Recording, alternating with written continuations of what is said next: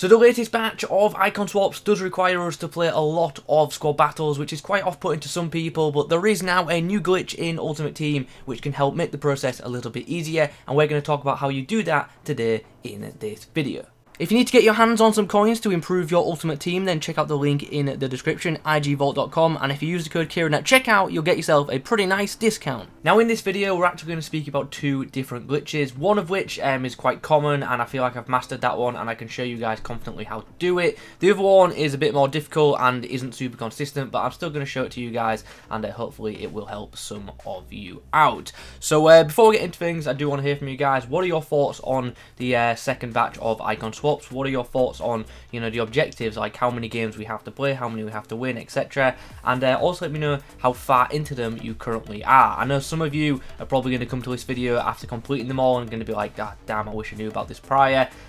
So yeah, let me know your progress on icon swaps season 1 part 2 in the comments. Now before we get into the main part of the video, I do have something cool to tell you about. It is of course a giveaway. OneFootball are giving you the chance to win a share of 1 million FIFA points, and all you have to do to be in with a chance of winning that is click the link in the description, fill out a quick form, and that is it. You are done, and hopefully in a couple of weeks you'll be getting an email from them saying you've won X amount of FIFA points. You've pretty much just got a few more days to enter, so if you haven't done it already, get it done. As I say, it's literally a quick form. Get it done, get entered, and hopefully you'll win yourself some FIFA points just in time for the Team of the Year promo. And if you haven't done already, make sure you do download OneFootball. There is a link to do so also in the description. Free to use app, free to download, and just a really handy app to have for any football fan. Really cool match center. There's transfer rumours on it, and there's also a video feed we can show you the latest goals as well, which is obviously very, very nice. So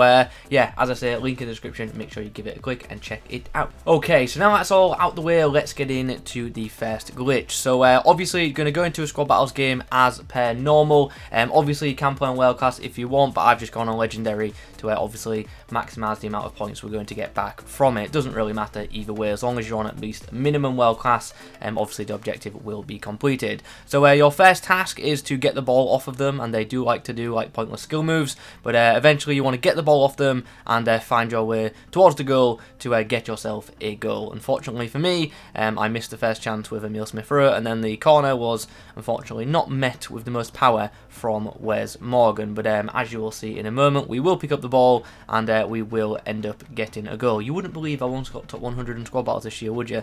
Especially with the way that I play squad battles now. I'm just very aggressive. But anyway, as you can see, we get the goal with Vidra, and now it's time to go towards the glitch. So what you actually want to be doing is going to settings first, and then turning off auto clearances, and you also want to be changing the ground pass from assisted to manual. Both of these things are going to help us massively when doing this quote-unquote glitch. So now the goal has been scored, it's all about just getting the ball back, and now we need to focus on doing the glitch. So what you want to do is pass back to the goalkeeper, and you literally need to tap the pass button in possession with the goalkeeper. The tiniest little pass, as you're about to see, look at that, that is it done. That is it done right there. So what you want to do is get the ball back to the goalkeeper and pass the ball, not like direct towards your goal, but kind of in the direction of your goal. The tiniest amount of power on it, and then it's done. That is literally it.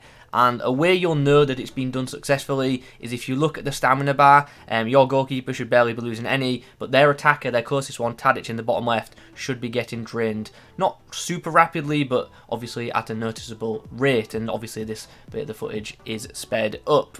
Now, there are a couple of things to note. If you're doing this for the first time, it might take you a few attempts. Like I said, keep an eye on the stamina bar of the opponent. If they're still coming towards you, your goalkeeper will end up moving or kicking out of play at some point. So, as I say, it might take a couple of attempts for some people. I'd actually advise most people, especially if you're doing this on your first attempt, not just to go 1-0 up, maybe go 2-0 up, just in case you make an error when attempting the glitch. Because as I say, people trying this out for the first time might make a mistake or two. Also, bear in mind, your passing settings have now changed as well in game. So if you are trying to get the ball back after doing the glitch, then obviously your passing is going to be a bit different. So remember to keep an eye on that, and remember if it's on manual or assisted. Okay, so we've made it to half-time, and as you can see, we've had a ridiculous amount of possession, but now we do have to start the process once more. Obviously, we've already got the goal, so we don't need to go get another one, but we do need to keep possession. Luckily, the opposition kicked off in this game, so we do just get possession for the first half, and we just work it back to the goalkeeper quite simply. Now, this one is a incorrect example, and I've left it in on purpose just so you guys know what to look for. As you can see, Tadic's stamina is not draining properly, and he's moving a bit more, let's say, erratically. So at some point, he's eventually going to press and work his way towards the goalkeeper, which will force the goalkeeper to clear the ball. This is how we know it hasn't worked, because the stamina is just not moving the same way as it did in the original example. So look out for that. As you can see, Tadic does slowly make his way towards the goalkeeper, who in a moment is about to boot the ball out of play. So, you know, obviously now that's happened, we do have to get the ball back and start the process again. This isn't a glitch that's going to work 100% of the time. You are going to get some examples where you do nail it first time every time, but on some occasions, unfortunately, it might take a couple of attempts. So we get ourselves the ball back, and as you can see, I'm doing this a bit riskily, to be honest. I probably shouldn't have done it with the attacker so close, but keep an eye on Tadic's stamina. As I say, this is the indicator of how you know it has worked, because Tadic's stamina is now steadily going down, whereas it wasn't before in that previous example. So now we know that we're not going to get pressed, and as you can see, the game is now just going to run out, and yeah, that is a job done. Another easy victory done, and a 1-0 win as well. Like I've said previously, I do advise most people to go 2 goals up just in case, but yeah, I felt pretty confident that I'd get it done in this match. So now that's done, we are going to go on old gen, and I'm going to show you that it's possible to do it on there as well, and then we're going to move on to the other glitch, which is apparently in the game as well. So we've just jumped over to the old gen version of FIFA 21, and as you can see, we're going to go straight into another game. We're going to make sure our control settings are back to normal, because obviously we do need to score a goal first, and I don't want my passes going wayward. Definitely don't want the trainer on there. So into the game we go. It took me a bit longer than usual to get the goal, which was quite annoying, but eventually we did score. I was actually going to go for a second goal as well, as you can see, but then I thought, you know what, one goal will do it. Let's just go back to the keeper while there's loads of open space at the back. Obviously go to the settings once more, change it to get rid of the auto clearances, and also change the passing to manual.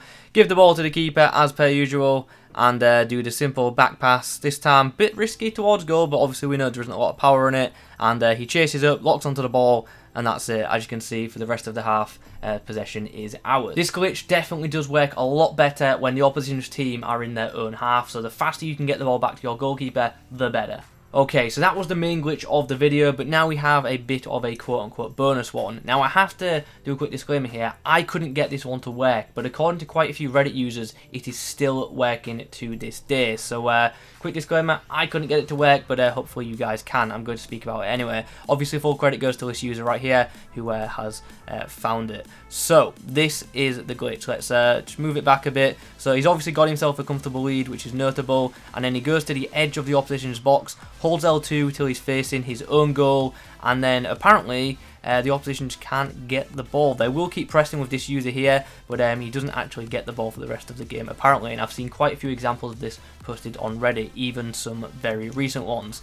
The full instructions on how to do it are here. Obviously he speaks about taking a lead in the game, and he gets the ball, takes it to the edge of the opposition's area, stops the ball dead, holds L2 to shield the ball and waits for a press, and then once the player faces his own goal, he releases L2, and then he's just happy to put the controller down. Apparently this method isn't as consistently working as the one we spoke about in the first part of the video, but according to many users, this one is still working to this day, so it's worth trying, and if you guys do get it to work, let me know in the comments.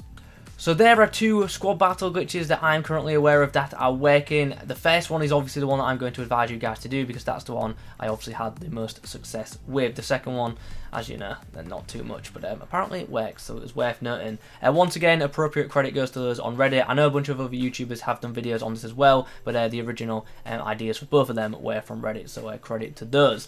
Anyway, another way you can make the icon swaps process go a bit quicker is by combining some of the objectives. So if you are fortunate enough to earn some have some first owner French silvers, then you can actually get pretty much 3 done at once, which is pretty mad. Also, if you've got some French UCL players, you can also combine them to get them 2 objectives done a bit quicker. Even the most dedicated off squad battle players, I'm sure, don't want to play that many games if they don't have to. So yeah, you may as well combine these up and get them done as quickly as possible. Anyway guys, we are coming towards the end of the video now. I really do hope you have found it useful, and as I say, hopefully the glitch does help you out quite a bit. It's not necessarily going to save you time, of course, because the game still has to play out, but at least when the game is playing out, you can put the controller down and do something else, which is obviously, you know, quite beneficial. Just literally put a show on in the background and just let the games play out, and that way it's, you know, a bit less of a tedious task. Anyway, we're going to wrap up the video there. As I say, if you found it useful, please do leave a like rating on it. In the comments below, let me know your thoughts. Subscribe to the channel if you're new around here. Thanks for watching. I'll catch you in the next one.